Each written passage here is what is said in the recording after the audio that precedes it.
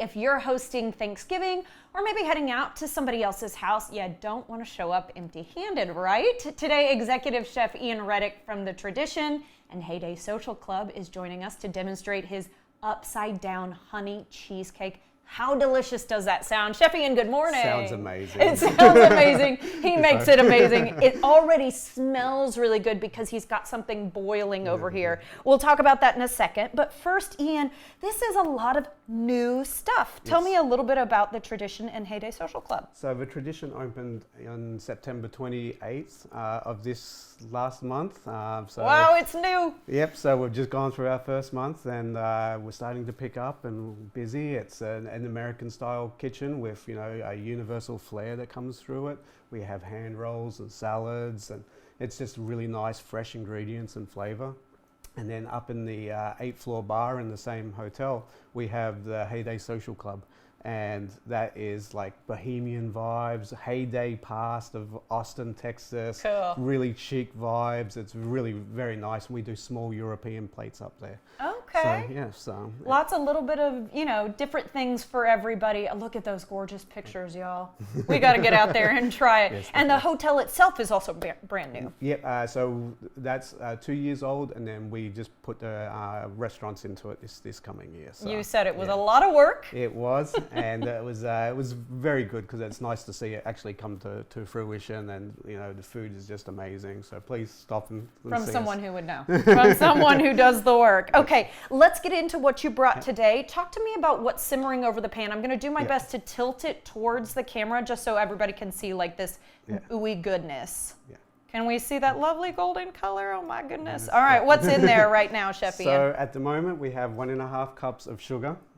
We have 3 tablespoons of corn syrup and 1 tablespoon of honey. And so what we're going to actually do is we're going to make fresh honeycomb.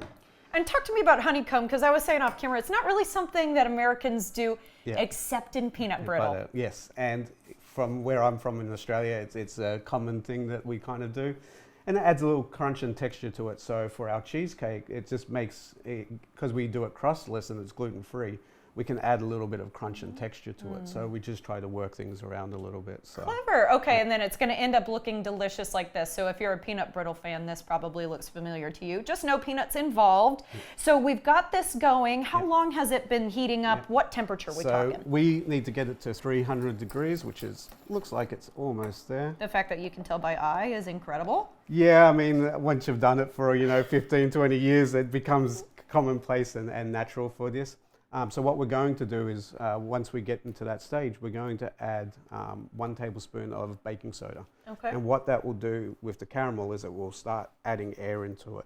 Sure. And so that will puff up, and we're going to pour it onto our sill pat right here. I'm and excited. And then we'll start plating up on our dessert. That sounds really good. And a Silpat, by the way, my aunt swears by. Do you like it as a product? Yeah, I mean, it is so it's versatile. this thing right here, y'all. Yeah, not only for desserts, but for, things like Parmesan crisps and savory items, and it makes a world of difference, and you're able to get it off, no issues whatsoever. So. Right, we love a non-stick setup. Yes, we do. So, okay. So at this point, I'm going to add into... I'm so excited. All right, so the baking soda or baking powder? Baking soda. Baking soda just went in. You guys won't believe how quickly this is puffing. That's huge!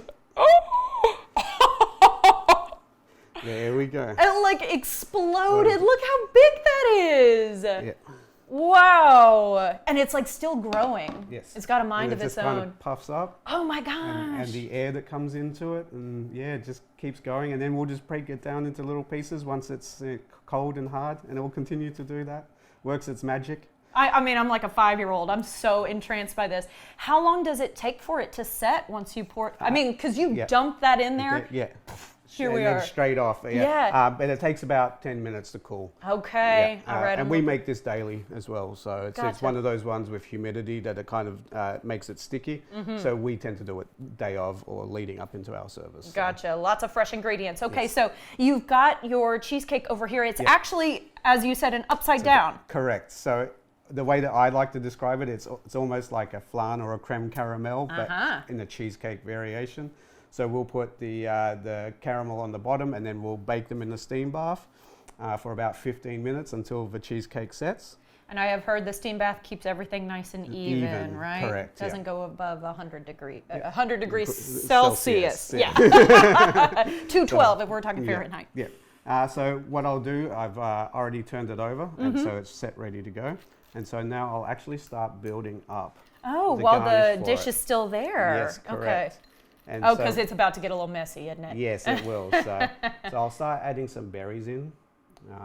And so whenever like chefs kind of plate up, we go by the rule of 3s or 5s. Oh. And the reason why that is because it allows symmetry. So you can, when you look at it, it makes it eye appealing for it. So Because we start eating with our eyes first. correct. Yeah. So we have some strawberries, blueberries, and some blackberries, and some raspberries. So some really nice fresh fruit to go along with this Yes. otherwise very sweet setup. Yeah, very much so. And you want to kind of get that acidity pop and the caramel flavor and the crunch. So you get all aspects of it going through there. Sounds good.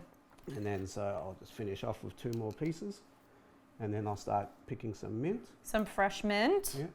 And we'll lay it Love down it. in there. And while you're finishing that up, Chef, let's talk about how you guys are helping folks out with Thanksgiving. If we don't want to do all this effort at home, Yes. you can help. We have our Thanksgiving dinner.